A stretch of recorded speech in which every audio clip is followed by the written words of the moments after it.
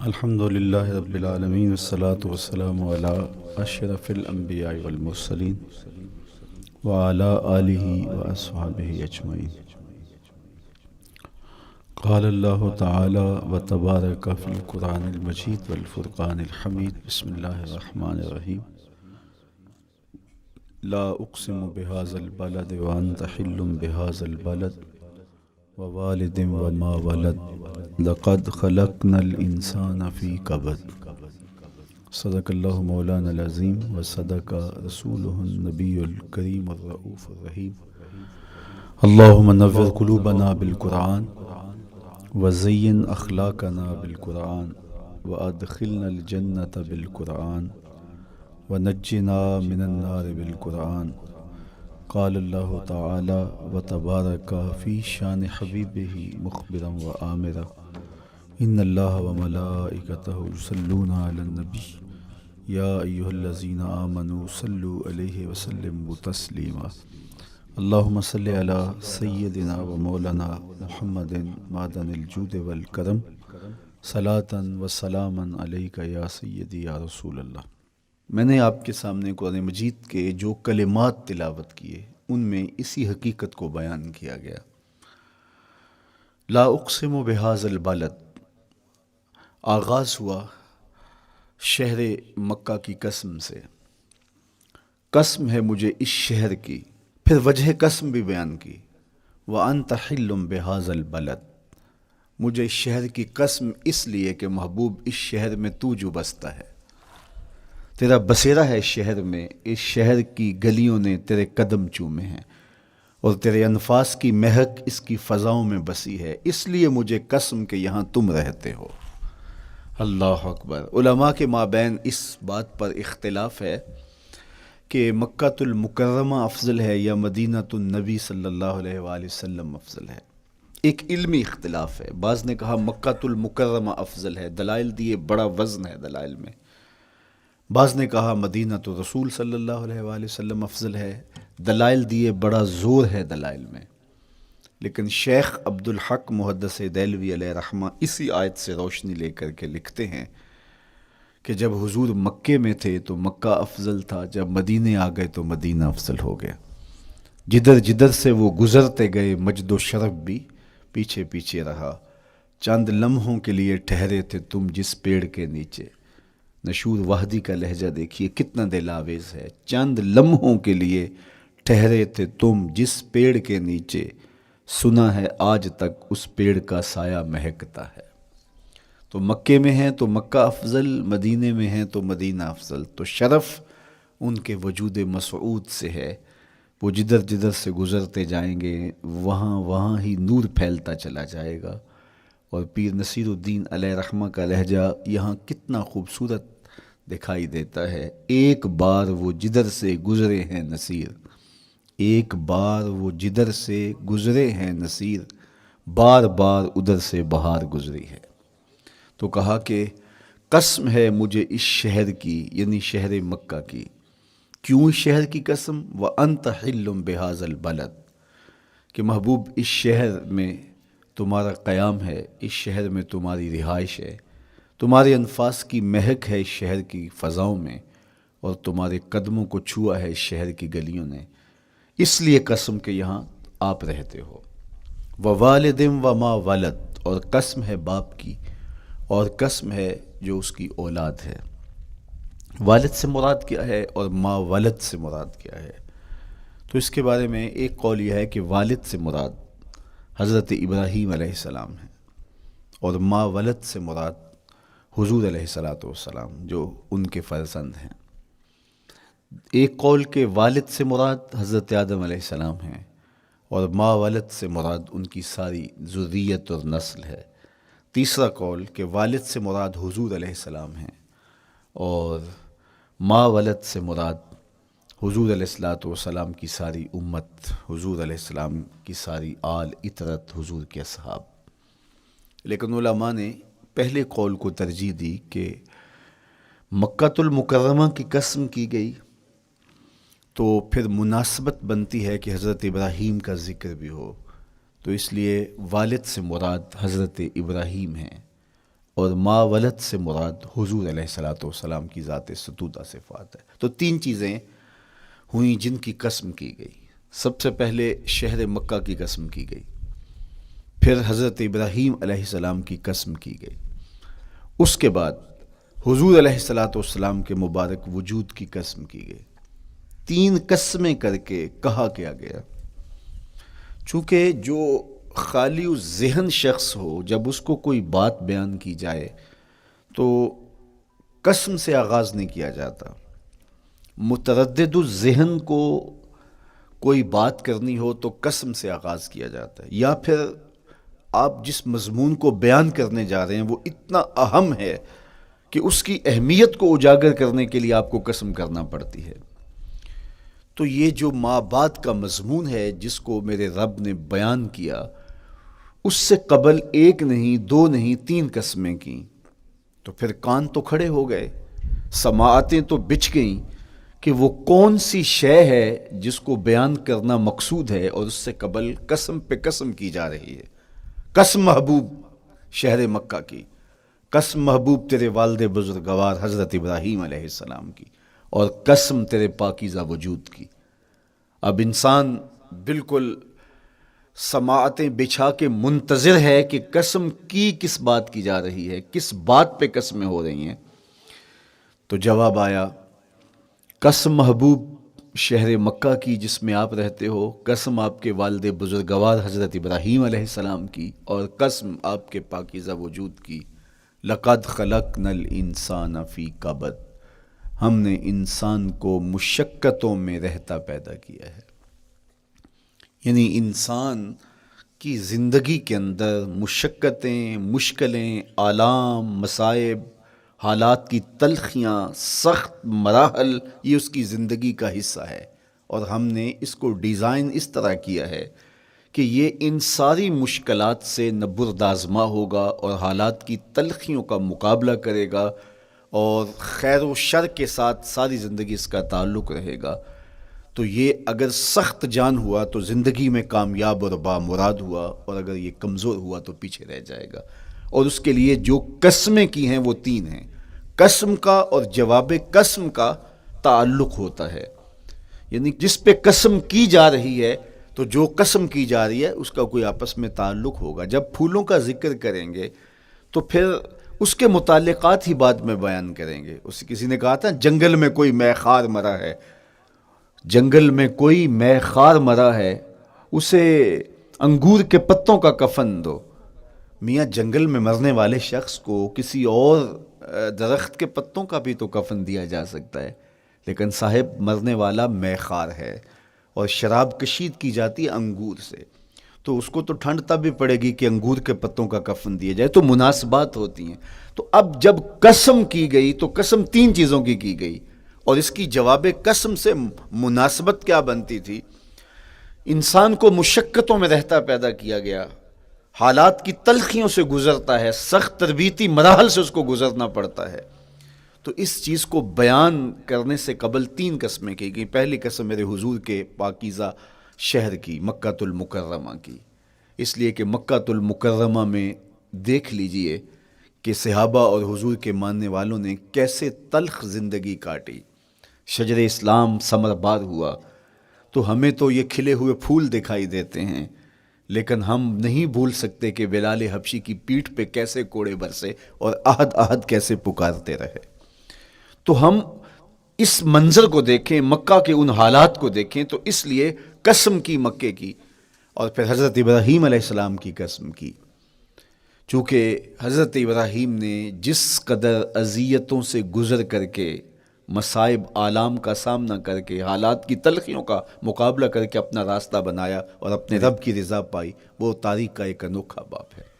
اس سے بڑھ کر کیا ہوگا کہ جلتی ہوئی آگ میں چھلانگ لگا دی رب کے حکم کی تعمیل میں، بیٹے کی گردن پہ چھری رکھ دی۔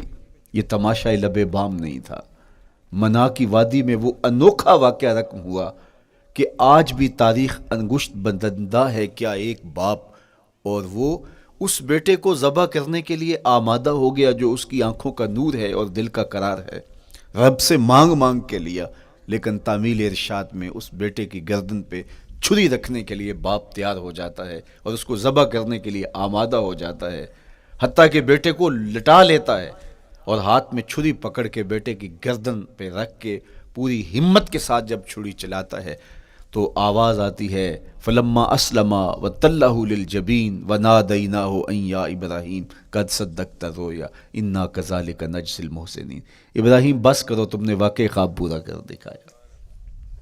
اپنی بیوی کو، اپنے نو مولود بچے کو وادی غیر ذی زرع میں چھوڑ آنا، جہاں کچھ بھی میسر نہیں تھا، یہاں آپ کو آپ کے ماں باپ چھوڑ کے جاتے ہیں، ایک خوبصورت آسودہ ماحول ہے، اور آپ کو جس مقصد کے لیے چھوڑ کے جا رہے ہیں تو وہ مقصد بھی آپ کی اور ان کے پیش نظر ہے، لیکن اس کے باوجود بھی جو ہے وہ آنکھیں نم ہو جاتی ہوں گی کہ ہم اپنی اولاد کو یہاں چھوڑ کے جا رہے ہیں، جبکہ ایک محفوظ پناہ گاہ میں آپ کو چھوڑ کے گئے۔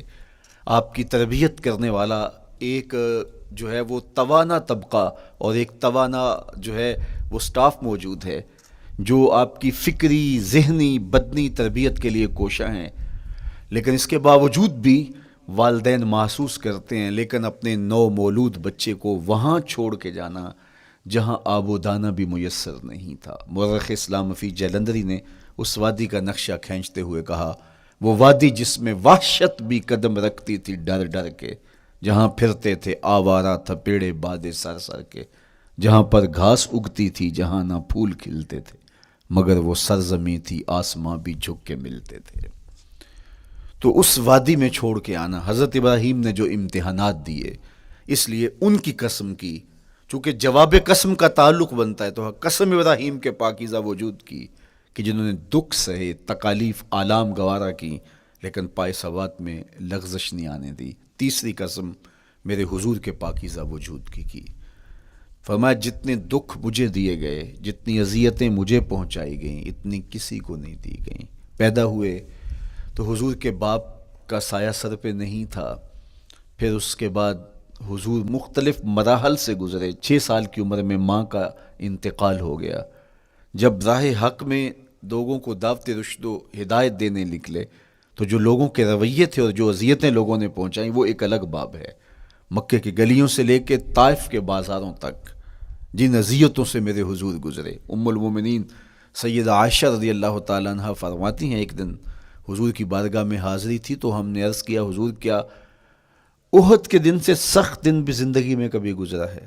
صحابہ کی نظر میں اس دن سے سخت دن کبھی زندگی میں نہیں آیا، اس لیے کہ جب 70 صحابہ کی لاشیں پڑی تھیں، حضور کے چچا حضرت امیر حمزہ شہید کر دیے گئے، اور نہ صرف انہیں شہید کیا گیا، ان کا مسئلہ کیا گیا، اعضائے بدنیاں کاٹ دیے گئے، ناک کاٹ لی گئی، زبان کاٹ لی گئی، بدن چیر کے کلیجہ نکالا گیا، اور پھر ان اعضاء کا ہار پرویا گیا، اور ہندا نے گلے میں ڈال کے رقص کیا، آنکھوں میں نیزے چبھوئے گئے۔ تو یہ دردناک دن تھا۔ تو حضور کے سر انور پہ سفید رنگ کی پٹی بندھی تھی اور چشمان رحمت میں آنسو تھے، اور بار بار فرماتے تھے ما فعل امی، میرے چچا کی کہانی سناؤ۔ تو یہ دردناک دن تھا جو صحابہ نے اپنی آنکھوں سے دیکھا۔ تو انہوں نے کہا حضور کیا احد کے دن سے سخت دن بھی کبھی زندگی میں آیا؟ ان کا خیال تھا کہ حضور فرمائیں گے ہاں یہ میرا زندگی کا مشکل ترین اور سخت ترین دن تھا، لیکن حضور نے فرمایا ہاں عائشہ، جب طائف کے بازاروں میں تیری قوم نے مجھے پتھر مارے تو یہ دن احد کے دن سے بھی سخت تھا۔ حضور ان کے 3 سرداروں کے پاس پیغام حق لے کے گئے، لیکن انہوں نے آگے سے جو رویہ اختیار کیا وہ اتنا اذیت ناک تھا۔ حضور نے فرمایا کہ ٹھیک ہے، میں تمہاری خیر خواہی کا جذبہ لے کے تمہارے تک پہنچا ہوں، تم نے میری دعوت کو قبول نہیں کیا، تمہاری مرضی، تمہارا مقسوم، چلو اب یہ بات میرے اور تمہارے درمیان رہنی چاہیے، اس بات کو راز رہنا چاہیے، اہل مکہ تک یہ بات نہ پہنچے۔ انہوں نے کہا ہم کیوں راز رکھیں، بلکہ اوباشوں کے ہاتھ میں پتھر دے دیے، اور حضور جب واپس ہونے لگے تو وہ حضور کے پاؤں پہ سنگسنی کرتے، حضور اپنا ایک پاؤں اٹھاتے تو دوسرے پاؤں پہ مارتے، شدت درد اور احساس کرب سے حضور بیٹھ جاتے تو ان کے غنڈے دائیں بائیں سے بڑھتے اور کندھوں سے پکڑ کے حضور کو اٹھاتے اور مشق سنگزنی کرتے۔ نالین خون سے بھر گئے، لخت لخت زخمی ہوا۔ اللہ اکبر، کیا دردناک لمحے تھے، کیا تکلیف بری گھڑیاں تھیں. تو کہا کہ جب طائف کے بازاروں میں تیری قوم نے مجھے پتھر مارے تو یہ دن احد کے دن سے بھی سخت تھا. اچھا، جب حضور پر اس طرح آلام و مصائب ٹوٹ پڑے تو حضور کے ساتھ جو صحابہ تھے انہوں نے کہا حضور ان کے لیے بد دعا کر دیجئے. تو میرے حضور بولے میں رحمت بن کے آیا ہوں، میں رحمت بن کے آیا ہوں. اللہ اکبر. ان کا تقاضا پہم بڑا تو حضور کے ہاتھ اٹھ گئے، اور پھر حضور نے جو کہا سنیے، اللہم اہد قومی فإنہم لا یعقلون. اے اللہ میری قوم کو ہدایت دے دے، یہ مجھے جانتے نہیں، اگر جانتے تو ان کا میرے ساتھ یہ رویہ نہ ہوتا. تو پتھروں کے جواب میں دعائیں دینا پیغمبروں کا حوصلہ ہوتا ہے. اللہ اکبر. مورخ اسلام حفیظ جلندری نے کیا خوبصورت پیرائے میں نقشہ کھینچا کہ حضور ہاتھ اٹھا کے دعا مانگ رہے ہیں، الہی کرم کر کو سارے طائف کے مکینوں پر، الہی پھول برسا ان پتھروں والی زمینوں پر. تو حضور نے دکھ سہے، تکلیفیں سہی. اب 3 قسمیں کی. شہر مکہ کی قسم جہاں حضور کے صحابہ نے تکلیفیں سہی، اس شہر کی گلیوں میں انہیں گھسیٹا گیا اور ان کو کچی کھالوں میں لپیٹ کے دھونیاں دی گئیں، انہیں اذیت ناک مراحل سے گزارا گیا. حضرت ابراہیم مشکل سے مشکل زندگی کاٹی اور رب کی رضا جوئی کے لیے کوشاں رہے، اور میرے حضور نے سخت ترین اذیتوں، مقاومتوں، مخالفتوں اور تکلیفوں کا سامنا کیا. تو ان 3 چیزوں کا حوالہ دے کر، ان 3 چیزوں کی قسم کر کے اب انسان کو بتایا جا رہا ہے کہ تم مشکلات سے تمہیں گزرنا پڑے گا، حالات کی تلخیاں تمہیں سہنی پڑیں گی. کسی مرتبے تک پہنچنے کے لیے تمہیں پھر تکلیفوں کی راہ اختیار کرنی پڑے گی. تم کون ہوتے ہو؟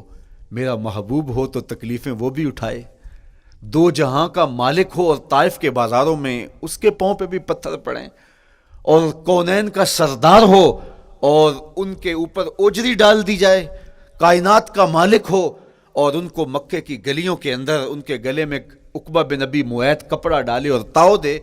تو کیا ان مشکلات سے تم بچ سکتے ہو؟ جب تم کسی منزل تک پہنچنا چاہتے ہو تو پھر یہ حوالے ماضی کے دیکھ لو. 3 قسمیں کر کے اس حقیقت کو بیان کیا. ابراہیم علیہ السلام کے وجود کو دیکھ لو، حضرت مصطفیٰ کریم علیہ السلام کی ذات ستودہ صفات کو دیکھ لو، اور مکے کی گلیوں میں صحابہ کے ساتھ جو ظلم اور جبر ہوئے اور انہوں نے جو مصیبتیں اور مشقتیں کاٹی وہ ساری دیکھ لو. تو 3 قسمیں کھا کر کے کہا کہ بے شک انسان مشقتوں میں رہتا پیدا کیا گیا ہے. اس لیے قافلہ انسانی کے وہ افراد جو کسی منزل کے متلاشی ہوتے ہیں، جو جستجو کی زندگی بسر کر رہے ہوتے ہیں، ان کو پھر مشکلات سے گزرنا پڑتا ہے اور حالات کی تلخیاں ان کو گوارا کرنا پڑتا ہے، کشاکش حیات سے ان کو ٹکرانا پڑتا ہے، اور ان کو آگے بڑھنے کے لیے ان کو تکلیفوں سے گزر کر کے، جان گسل مراحل سے گزر کر کے پھر منزل کی طرف عازم سفر ہونا پڑتا ہے. کیا میں نے اس خاکدان سے کنارہ جہاں رزق کا نام ہے آب و دانہ، پلٹنا جھپٹنا جھپٹ کر پلٹنا لہو گرم رکھنے کا ہے ایک بہانہ.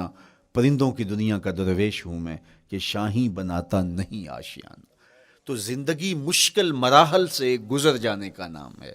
اقبال نے کہا تھا ہے شباب اپنے لہو کی آگ میں جلنے کا نام. یہ زندگی آسان نہیں ہے، یہ حالات کی تلخیوں کا مقابلہ کرنے کا نام ہے، یہ ضبط نفس کا نام ہے، یہ اپنے من کی تربیت کا نام ہے. حضرت امام رازی سایت کریمہ کے تحت لکھتے ہیں کہ جب بچہ شکم مادر میں ہوتا ہے تو وہ 3 پردوں میں ہوتا ہے، ایک جھلی کا پردہ، ایک رحم مادر کا پردہ اور ایک پیٹ کا پردہ. تو 3 پردوں میں وہ بیچارہ بڑی عجیب سی حالت میں ہوتا ہے. یہ اس کا پہلا مرحلہ ہے تخلیق کے بعد. اس کے بعد پیدائش کا دوسرا مرحلہ ہے. یہ زچہ بچہ دونوں کے لیے موت و حیات کے مرحلے ہوتے ہیں. اس کے بعد وہ پیدا ہوا، اس دنیا پہ آیا تو اس کی مشکل کیا ہے؟ زبان ہے بولنا نہیں جانتا، دیکھتا ہے پہچان نہیں سکتا، سنتا ہے سمجھ نہیں سکتا، ہاتھ ہیں پکڑ نہیں سکتا، ٹانگیں ہیں چل نہیں سکتا.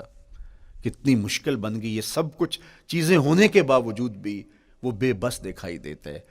اس کو دودھ مانگنے کے لیے بھی رونا پڑتا ہے.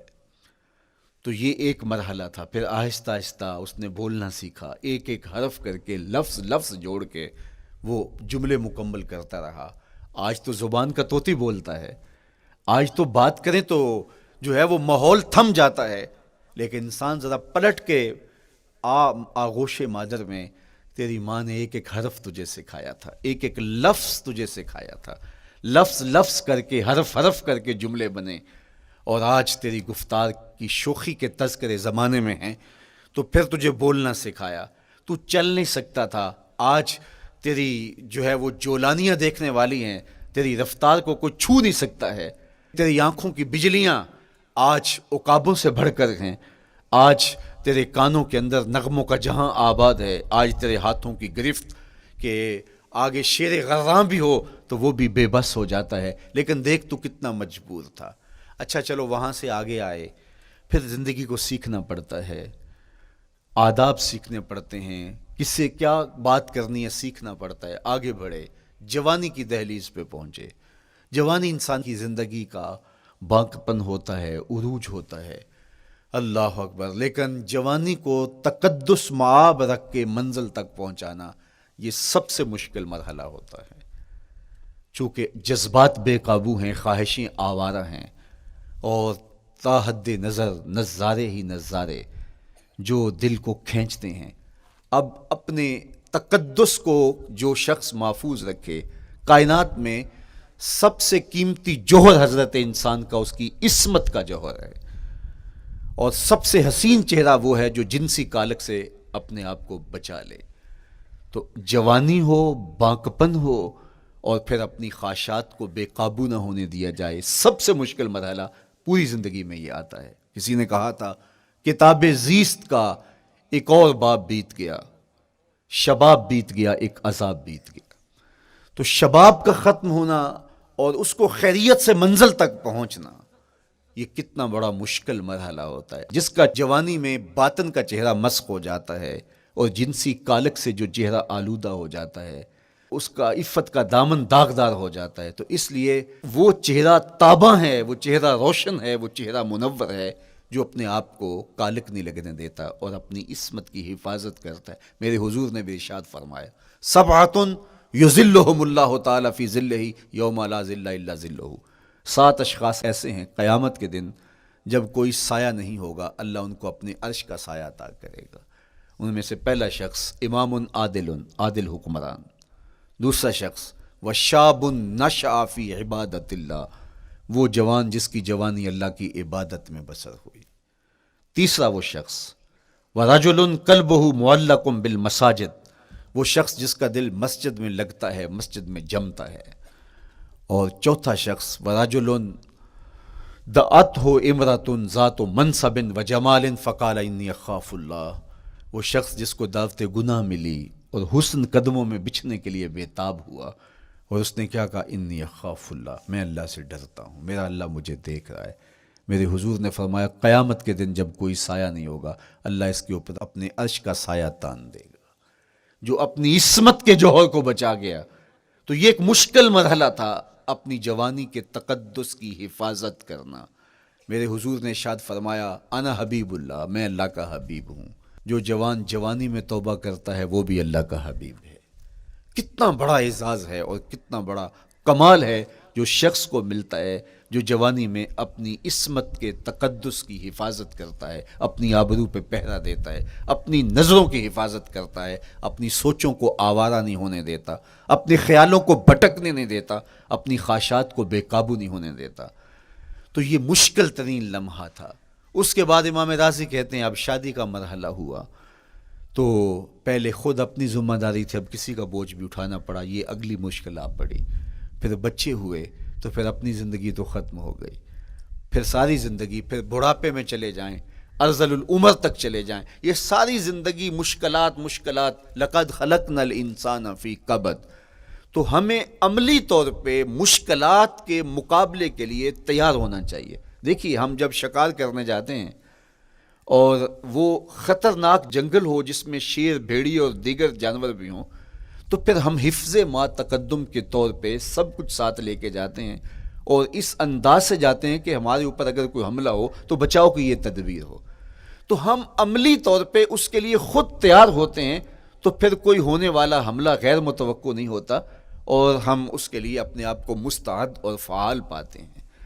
اسی طرح میں اور آپ اگر زندگی کے اس فلسفے سے آگاہ نہیں ہوں گے کہ زندگی مشکلات کا مجموعہ ہے، حالات کی تلخیاں ساری زندگی ہمارے ساتھ رہیں گی، تو کوئی بھی تکلیف، کوئی بھی اذیت، کوئی بھی ایسا واقعہ جو ہم نہیں چاہ رہے ہوں گے وہ روح پذیر ہوگا تو ہم گھبرا جائیں گے اور پھر اس وقت ہم دکھی ہو جائیں گے۔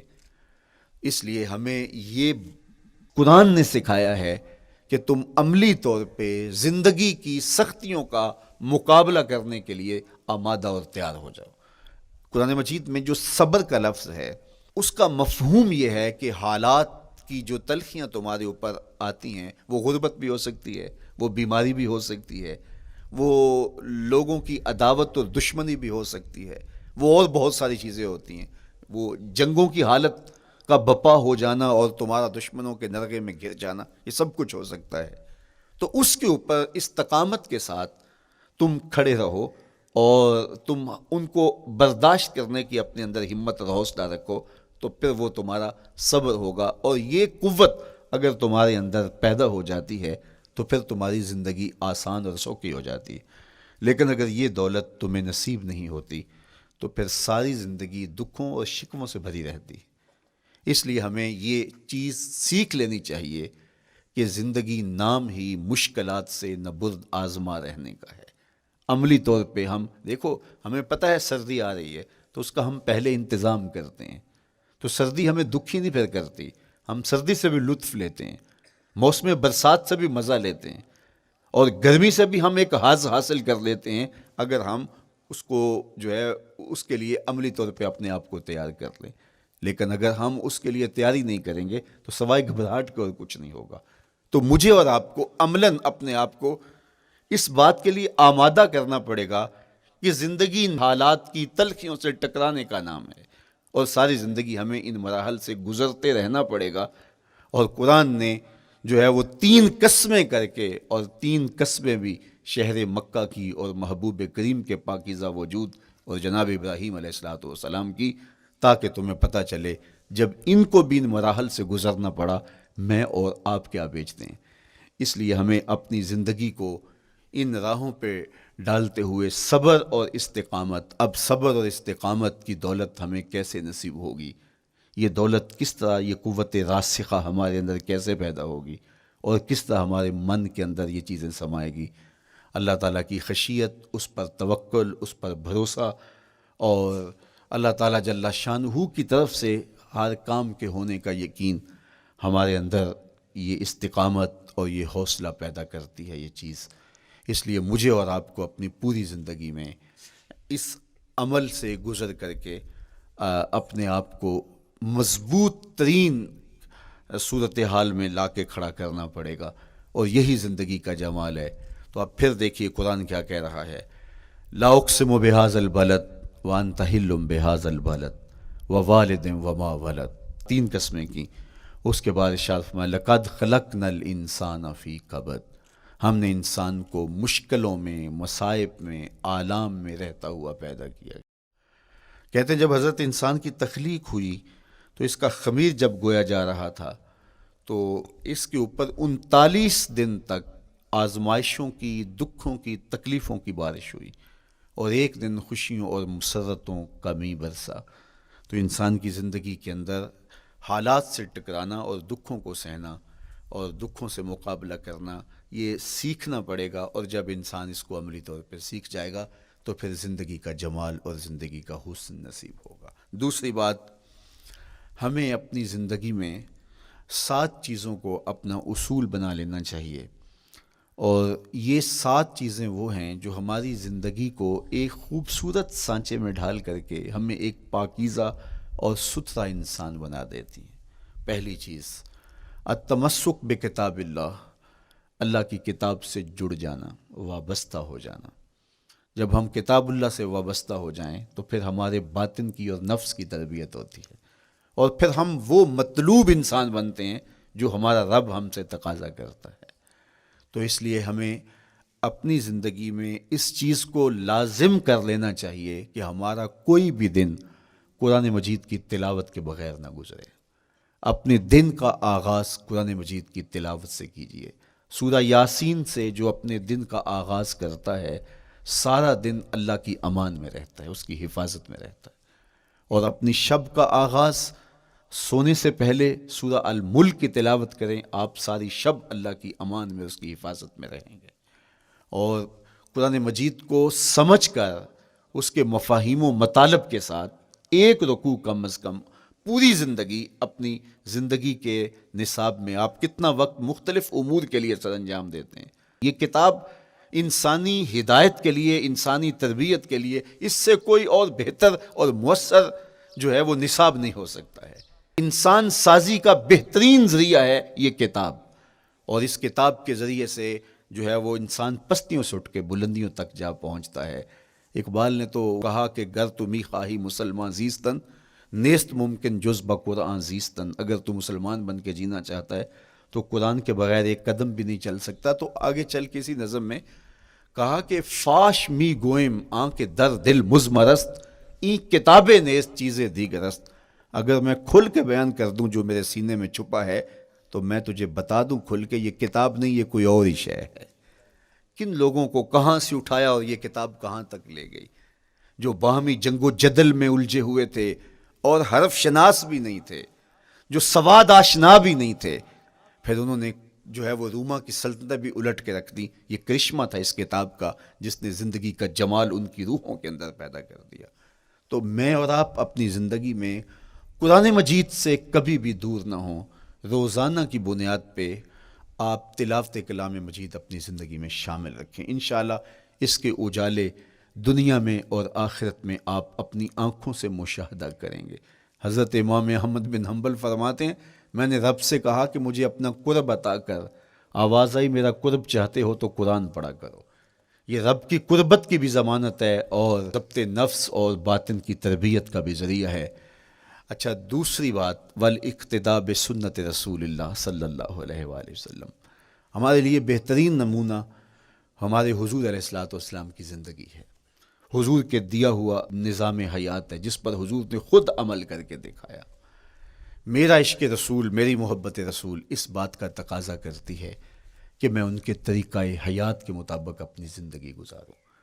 اسلام دعوے کی بات نہیں کرتا، دلیل ہم سے مانگتا ہے۔ آج میں کہتا ہوں میں عاشق رسول ہوں، اور اتنا بڑا عاشق رسول ہوں کہ میرے جیسا زمانے میں دوسرا کوئی نہیں۔ میرے جذبات ایسے دکھائی دیتے ہیں، آسمان کو چیر دوں گا اور زمین کو پھاڑ دوں گا، لیکن ہمسایوں کے ساتھ میرا سلوک بتاتا ہے کہ میں عاشق رسول نہیں ہوں۔ دوستوں کے ساتھ میرا رویہ بتاتا ہے کہ میں عاشق رسول نہیں ہوں۔ میں کسی سے وعدہ کرتا ہوں اور پھر اس پہ پورا نہیں اتر پاتا، تو صاحب پھر آپ عاشق رسول نہیں ہیں، آپ کچھ اور ہیں۔ عشق رسول تو یہ ہے کہ میرے محبوب علیہ السلام نے کسی سے عہد کیا ہے کہ تمہارے آنے تک میں یہاں کھڑا ہوں، اور وہ جا کے بھول جاتا ہے، اور میرے حضور 3 دن وہاں منتظر رہتے ہیں۔ وہ اچانک گزرا اور دیکھا تو حضور علیہ السلام کھڑے ہیں، تو خود پریشان ہوا، صرف اتنی بات اسے کہی، صاحب تو نے مجھے مشکل میں ڈال دیا، تو نے مجھے مشقت میں ڈال دیا۔ عہد کیا ہے تو پھر اس کی پاسداری نبھا کے دکھائی۔ اللہ اکبر! میں اگر حضور سے محبت کرنے والا ہوں تو میرا رویہ بتائے کہ میں عاشق رسول ہوں۔ میری زبان پہ جھوٹ نہیں بول سکتی۔ آپ سے پوچھا گیا کہ مومن بزدلی کر سکتا ہے؟ کہا نہیں، بہادر ہوتا ہے، لیکن ہو سکتا ہے کبھی اس سے بزدلی سرزد بھی ہو جائے۔ پھر پوچھا گیا کہ مومن بخیل ہو سکتا ہے؟ کہا نہیں، سخی ہوتا ہے، لیکن ہو سکتا ہے کبھی اس سے بخل بھی سرزد ہو جائے۔ پھر تیسرا سوال حضور سے کیا گیا، مومن جھوٹا ہو سکتا ہے؟ فرمایا جھوٹا نہیں ہو سکتا، یہ پکی بات ہے کہ مومن جھوٹ نہیں بول سکتا۔ میں اور آپ اپنے رویوں میں دیکھیں کہ ہم کھڑے کہاں ہیں۔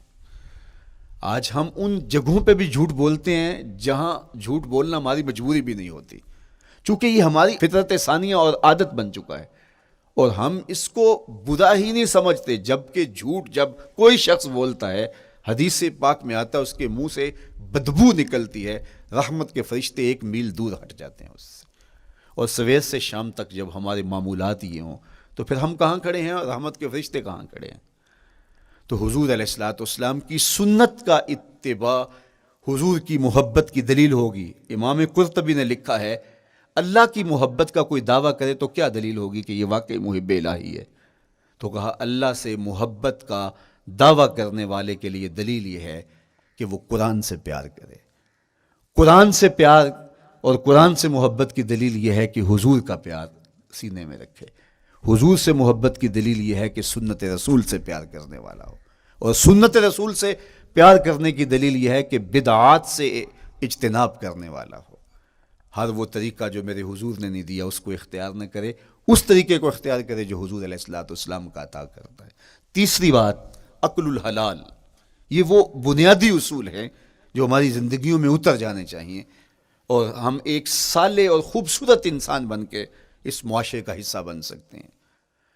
عقل حلال زندگی میں شامل ہو تو زندگی کو جمال نصیب ہوتا ہے اور باطن اور ظاہر کو طمانینت نصیب ہوتی ہے.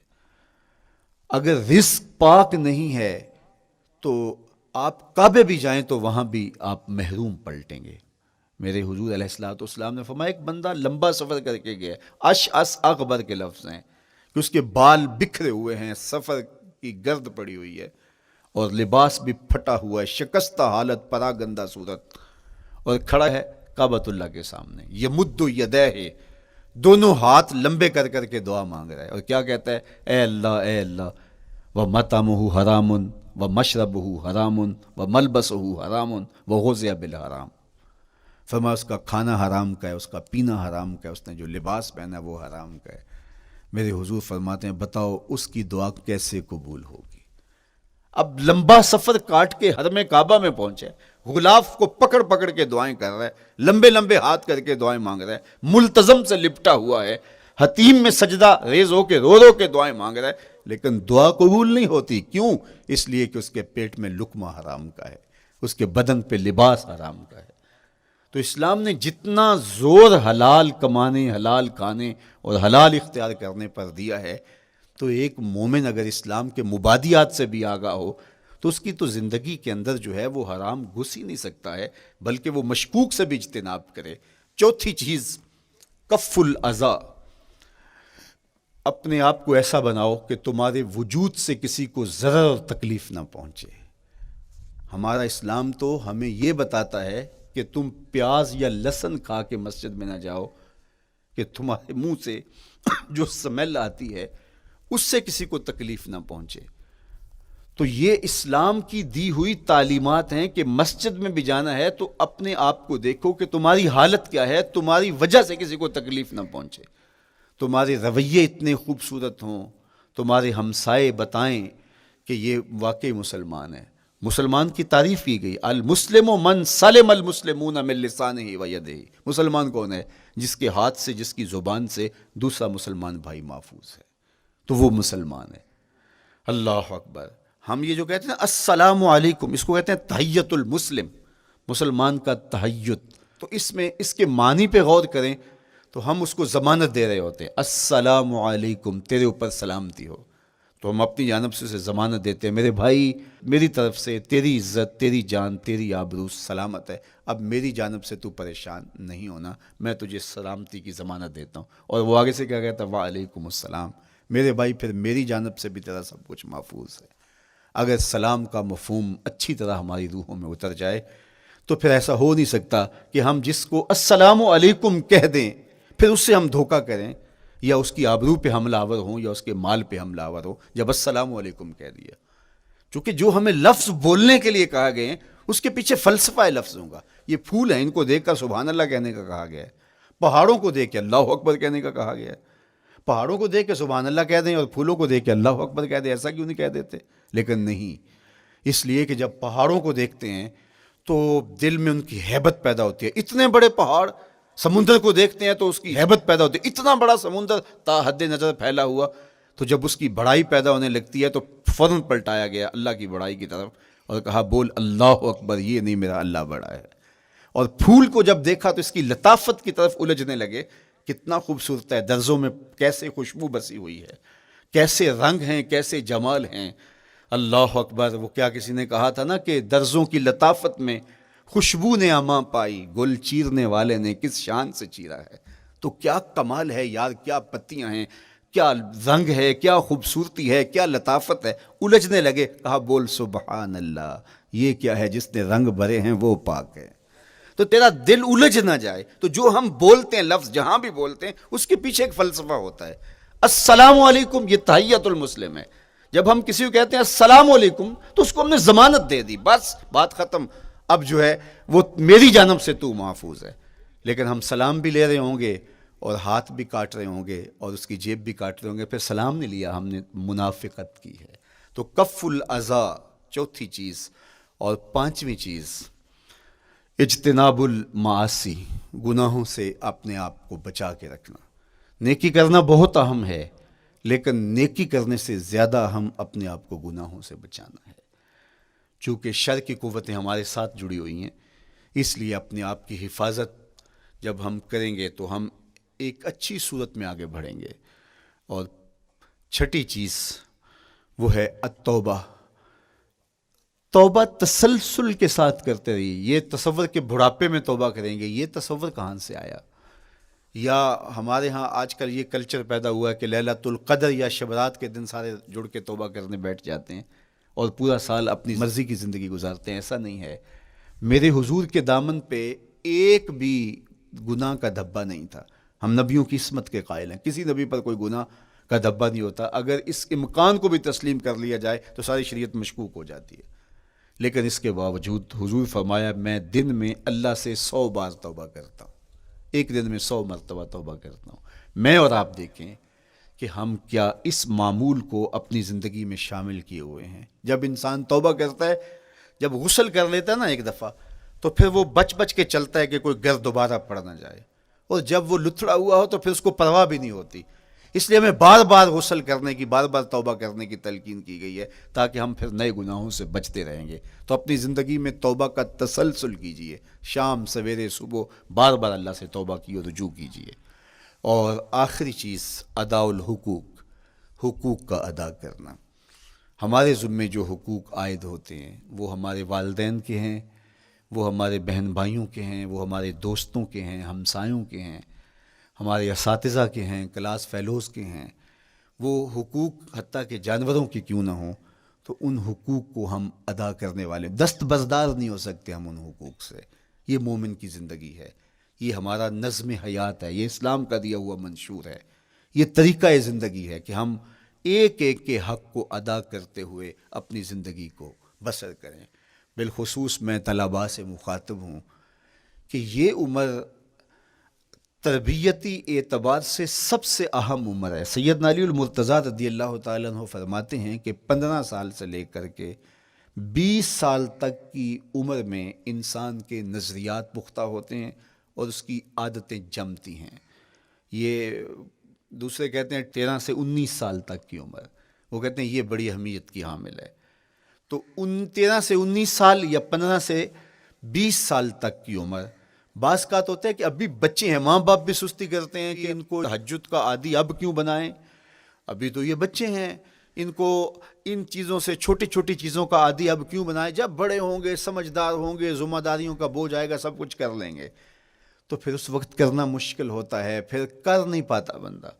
تو جو سیکھنا ہے، جو عادتیں پختہ کرنی ہے، وہ اسی زندگی میں ہوتی ہیں۔ تو یہ آپ کا ایک موقع ہے، آپ کا کوئی ایک ماحول فراہم ہوا ہے۔